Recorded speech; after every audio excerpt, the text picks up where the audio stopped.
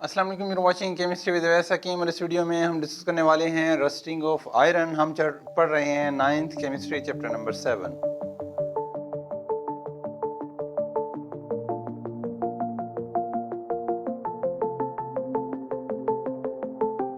Okay जी, what is rusting of iron? Rusting of iron क्या है, या इसको हम उर्दू में बोलें तो लोहे को जो जंग लगता है उसको बोलते हैं रस्ट। अब लोहे को जंग कैसे लगता है इसको हम आज डिटेल से स्टडी करने वाले हैं और इसकी केमिस्ट्री को डिटेल स्टडी करेंगे कि उस जंग लगने में हो क्या रहा होता है, केमिकल क्या चेंजेस आ रहे होते हैं। तो डेफिनेशन के हद तक देखें तो कोरोजन ऑफ आयरन को रस्टिंग कहते हैं। कोरोजन ऑफ आयरन रस्टिंग है। अब कोरोजन क्या है? कोरोजन एक ऐसा मेथड है जिसमें slow and continuous eating away of metal होती है। उर्दू में समझाता हूँ। देखिए, फॉर एग्जांपल मेरे पास एक मेटल का रॉड है, ये मेटल का रॉड है, इसमें से इसके एटम्स आहिस्ता आहिस्ता इसके एटम जो है यहाँ से निकलना शुरू हो जाएं, तो इस मेटल की जो इस रॉड की जो कंसंट्रेशन होगी, इसकी जो अमाउंट होगी, वो यहाँ पर मेटल की कंसंट्रेशन कम होती जाएगी और ये रॉड जो है ये ख़त्म होता जाएगा आहिस्ता आहिस्ता। दूसरे लफ्ज़ों में इसको बोल सकते हैं ये यहाँ डिके हो जाएगा मेटल, ये रॉड क्या हो जाएगा, डिके। अब ये स्लो और कॉन्टिन्यूस ईटिंग अवे जो है आहिस्ता आहिस्ता और कॉन्टिन्यूस चल रहा है, ये रुकता नहीं है जब तक पूरा का पूरा रॉड ख़त्म ना हो जाए, इसको बोलते हैं कोरोजन। और अगर यही कोरोजन आयरन में हो रही हो, यही काम आयरन में हो रहा है कि आयरन के एटम निकल रहे हैं और वापस नहीं आ रहे, उस फॉर्म में कन्वर्ट नहीं हो पा रहे, उसको बोलते हैं कोरोजन। और कोरोजन को रस्टिंग। और रस्टिंग को इतना डिटेल से हम क्यों पढ़ रहे हैं?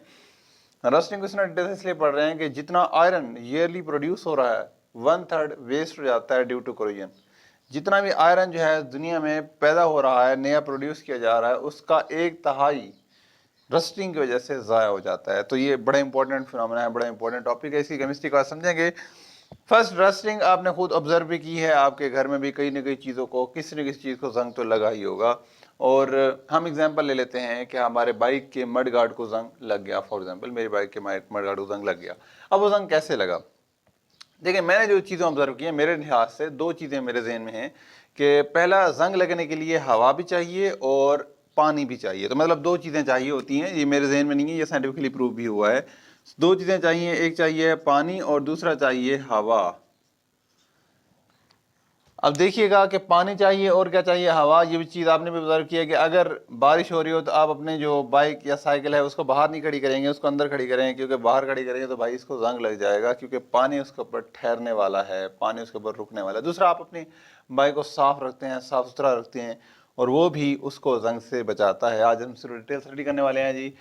दो चीज़ें हमने डिस्कस कर ली। पहला, हवा और पानी दोनों जंग के लिए चाहिए, अगर इनमें से एक भी ना हो तो जंग नहीं लगेगा। ठीक है, समझ आ गई, आगे चलते हैं। अच्छा पहले ज़रा इस चीज़ को समझ लेते हैं कि जो लोहा है, लोहा वो प्योरली हम यूज़ ही नहीं करते। आयरन को हम प्योर फॉर्म में इस्तेमाल नहीं कर सकते। प्योर फॉर्म में इसलिए इस्तेमाल नहीं करते क्योंकि प्योर फॉर्म में वो काफ़ी सॉफ्ट होता है, और हम आयरन को मेरे ख्याल से हार्ड कामों में इस्तेमाल कर रहे होते हैं। टीआर और गार्डर बना रहे होते हैं जिन्होंने मतलब, और सरिये बन रहे होते हैं जिन्होंने मतलब कई कई मंजिल जो है वो संभाल के रखना होता है। उनको बहुत ज़्यादा जो है वो स्ट्रेंथ उसको चाहिए, मजबूत होना चाहिए। तो मजबूती के लिए उसमें कुछ ना कुछ इम्प्योरिटी ऐड की जाती है, और उन इम्प्योरिटी की वजह से वो आयरन प्योर नहीं रहता। प्योर फॉर्म में कोई भी मेटल हो उसको जंग नहीं लगेगा। तो इम्प्योर फॉर्म में जब कोई मेटल आती है तो उसको जंग लगता है। अब जंग कैसे लगता है, इस चीज़ को समझिए ज़रा। देखें, मैं सिंपली कहता हूँ कि ये आयरन के जो एटम है, ये वाले आयरन के एटम, ये इलेक्ट्रॉन लूज करें और ये वाला इलेक्ट्रॉन किसी और के पास चला जाए, इनके इलेक्ट्रॉन कोई और ले ले। अब ये वापस नहीं जा सकते अपने, ये मतलब वापस इस फॉर्म में कन्वर्ट नहीं हो सकते। क्यों नहीं हो सकते? क्योंकि इनके इलेक्ट्रॉन किसी और ने ले लिए, इनके इलेक्ट्रॉन किसी और ने ले लिए, ये वापस इस फॉर्म में कन्वर्ट नहीं हो सकते, इनको जंग लग गया। तो जंग लगना का मतलब क्या है कि इनका इलेक्ट्रॉन लूज कर देना। अब जब हम इसमें इम्प्योरिटीज डाल रहे होते हैं तो इम्प्योरिटीज हम ऐसी डाल रहे होते हैं कि जो कि इलेक्ट्रॉन लेने वाली होती हैं, देने वाली नहीं होती। इसका मतलब है कि हम अगर लोहे को यूज में लाना चाहते हैं तो उसको जंग लगेगा।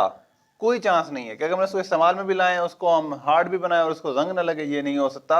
आप उसको हार्ड बनाएंगे, उसमें इम्प्योरिटी ऐड करेंगे, और इम्प्योरिटी भी ऐसी ऐड करनी पड़ेगी जो एक इलेक्ट्रॉन लेने वाली होगी, मतलब इसमें जंग लगेगा। तो इस जंग को बचाने के लिए हम जब भी आयरन को यूज कर रहे होते हैं उसकी सरफेस को कोट किया होता है, पेंट किया होता है, इलेक्ट्रोप्लेटिंग की होती है, कोई ना कोई काम किया होता है यानी उसकी सरफेस जो है नेकेड नहीं होती, उसकी सरफेस के ऊपर कोई ना कोई और लेयर हमने लगाई होती है।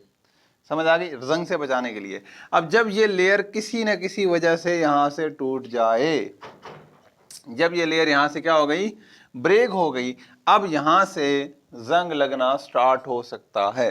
अब ये लेयर ब्रेक कैसे हो सकती है, ये लेयर दाग की वजह से, कोई दाग धब्बे या कोई मट्टी या कोई गंद वगैरह इस तरह का कुछ आपके पास बाइक के ऊपर लग गया फॉर एग्जाम्पल, जिसको आपने साफ नहीं किया, तो जब वो चीज़ जो भी होगी उसमें कोई ना कोई केमिकल रिएक्शन हो सकता है, जिसकी वजह से लेयर क्या हो सकती है, टूट सकती है, या एक्सीडेंट में डेंट पड़ जाता है, वो चीज़ टेढ़ी हो गई तो लेयर टूट गई। मतलब डिफरेंट प्रोसेस होते हैं जिसके जरिए जो है ये लेयर टूट सकती है। अब ये लेयर टूटे तो जंग स्टार्ट हो जाएगा। अब जो लेयर टूटी, ये वाली लेयर टूटेगी, तो यहाँ से जो इलेक्ट्रॉन होंगे, ये वाला जो आयरन एटम है यहाँ से निकलेगा, और यही प्रोसेस होगा कि यहाँ से ये आकर अपना इलेक्ट्रॉन लूज करेगा।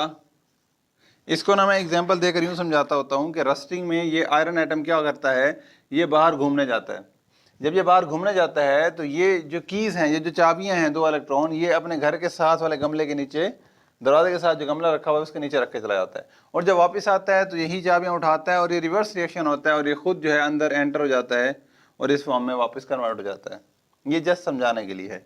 अच्छा, अब अगर ये दो इलेक्ट्रॉन इसको वापस ना मिले, जब ये घूम फिर के वापस है तो दो इलेक्ट्रॉन इसको मिले ही ना, तो क्या ये अंदर दाखिल हो सकता है? नहीं, ये अंदर नहीं आ सकता, ये ज़ाया हो गया, ये वापस उस हिस्सा, उस मेटल का, रॉड का हिस्सा नहीं बन सकता। ठीक हो गया। अब जरा समझते हैं इस चीज़ को कि ये दो इलेक्ट्रॉन लेगा कौन, ये दो इलेक्ट्रॉन कौन लेगा। ठीक है, हमने देखा कि दो आयरन एटम जो हैं ये इलेक्ट्रॉन लूज कर देते हैं, 4 इलेक्ट्रॉन लूज हो गए, फॉर एग्जाम्पल रिएक्शन हो गया, ये सरफेस यहाँ से फट गई, इलेक्ट्रॉन लूज हो गए, दो आयरन के एटम बाहर घूमने के लिए चले गए। ये जो बाहर घूमने के लिए चले गए, 4 इलेक्ट्रॉन इनके बाहर पड़े थे, चाबियां पड़ी थी नीचे गमले के नीचे, आएंगे उठा के वापस चले जाएंगे। अब ये कौन लेता है, कौन उठाता है? देखिए, स्टार्ट में मैंने आपको कहा कि जंग लगने के लिए क्या चाहिए, एयर चाहिए और वाटर चाहिए। तो एयर में क्या होती है, एयर में होती है कार्बन डाइऑक्साइड गैस, और वाटर खुद जस्ट H2O होता है। अब इसका रिएक्शन देखिए, तो इसके रिएक्शन से क्या होगा, इसके रिएक्शन से प्रोड्यूस होता है वाटर और CO2 के मिलने से बनता है H2CO3, जो कि एक एसिड है, इसको बोलते हैं कार्बोनिक एसिड। अब ये जो एसिड है, एसिड आयोनाइज होकर क्या प्रोड्यूस करता है, जरा देखिए। एसिड जब आयोनाइज होता है तो ये प्रोड्यूस करता है HCO3-1 प्लस H पॉजिटिव। इस वाटर और एयर के कॉम्बिनेशन ने हाइड्रोजन आयन जनरेट किए, जो कि वो चाबियां चुराने वाला चोर है। अब जब ये हाइड्रोजन आयन जनरेट होगा तो ये हाइड्रोजन आयन वो वाला इलेक्ट्रॉन लेकर ऑक्सीजन के साथ मिलकर क्या बना देगा, वाटर।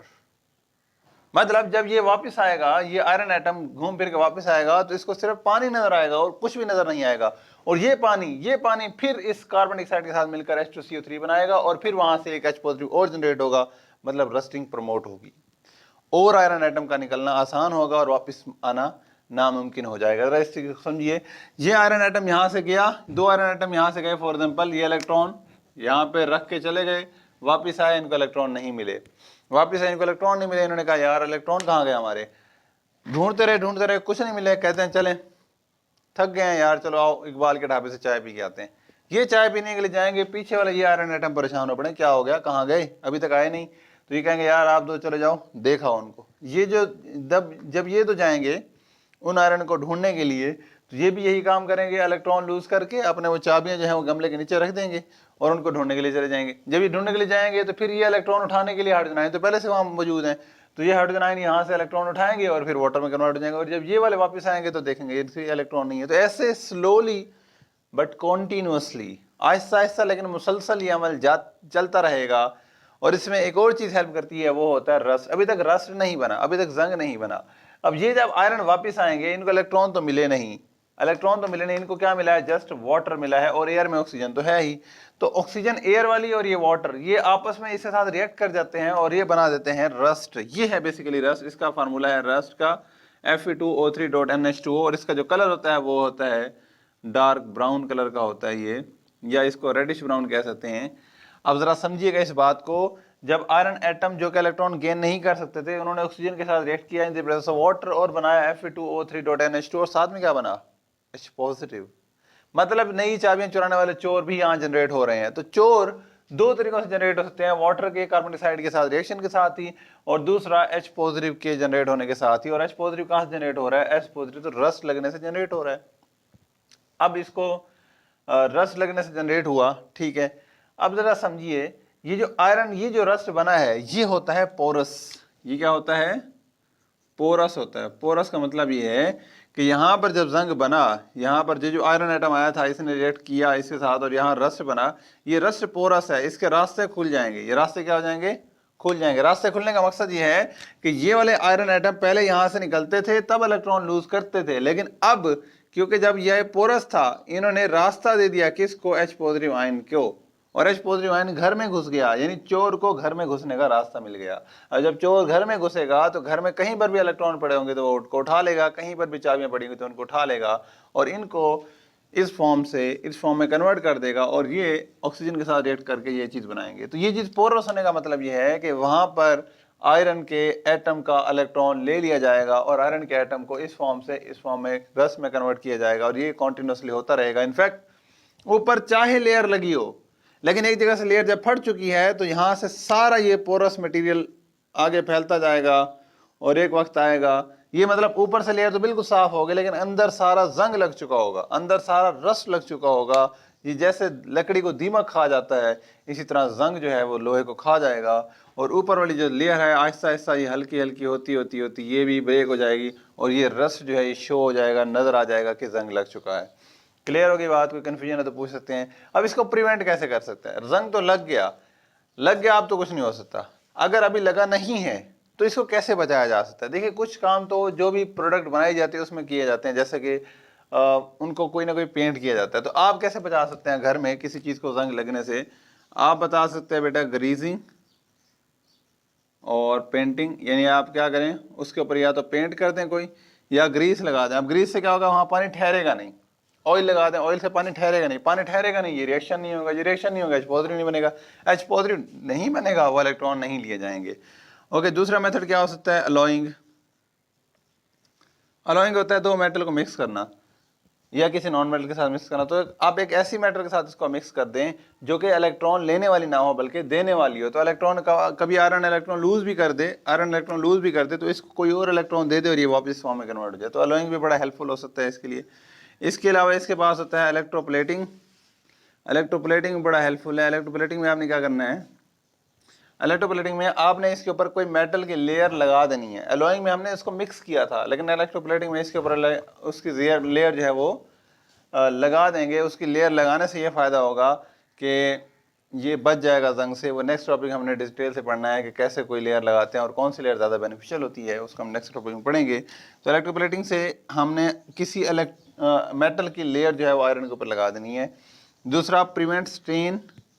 इसके ऊपर दाग धब्बे नहीं लगने चाहिए क्योंकि दाग धब्बों की वजह से वो लेयर जो है वो ब्रेक हो सकती है और रस्टिंग जो है वो इनिशिएट हो सकती है।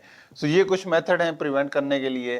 सो मेरे ख्याल से आपको ये टॉपिक क्लियर होगा। थोड़ा मुश्किल टॉपिक है, ये सारा उर्दू में ही था भाई, उर्दू में ही बताया है मैंने, क्या इंग्लिश में बताया? अब इसमें इंग्लिश में ऑक्सीजन तो मैंने इंग्लिश में ही लिखनी है ना भाई, इक्वेशन तो इंग्लिश में लिखेंगे। रस्ट जंग, अब जंग यहाँ मैं लिख देता हूँ उर्दू में। पोरस मतलब होता है कि ऐसी सरफेस होती है जिसमें से कोई चीज पास हो सके। मैं इंग्लिश में पढ़ाता हूँ तो मुझे अब इतनी उर्दू मेरी नहीं मतलब वो मेरी भी काम पे टांग रही हैं, ठीक है। ग्रीसिंग का मतलब ग्रीस लगा देना। अलोइंग का मतलब, अलोइंग का लफ्ज अलोइंग ही है, उसमें भी उर्दू में भी ऐसे ही होगा। इलेक्ट्रोप्लेटिंग भी ऐसे इलेक्ट्रोप्लेटिंग ही होगा। और प्रिवेंट स्टेन, दाग धब्बों से बचाएं, दाग धब्बों से बचाएं। और बाकी तो सारे लिखी कोई है और क्या मतलब, मैंने ये बता भी दिया आपको।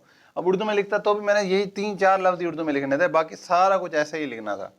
तो मेरे ख्याल से तो उर्दू में ही है। अब आपको अगर नहीं समझ आ रही तो फिर आप इसको ज़रा बुक से 1-2 बार पहले पढ़ लिया करें, फिर ये वीडियो देखा करें, आपको क्लियर हो जाएगा। बट अगर इंग्लिश में आप चाहते हैं, अगर कहते हैं कि ये भी इंग्लिश में है, तो अगली वीडियो फिर इंग्लिश में बना दूंगा, फिर देखना इंग्लिश कैसे होती है, ठीक है। तो इस वीडियो में इतना ही, मिलता है नेक्स्ट वीडियो में, तब तक के लिए अल्लाह हाफिज़।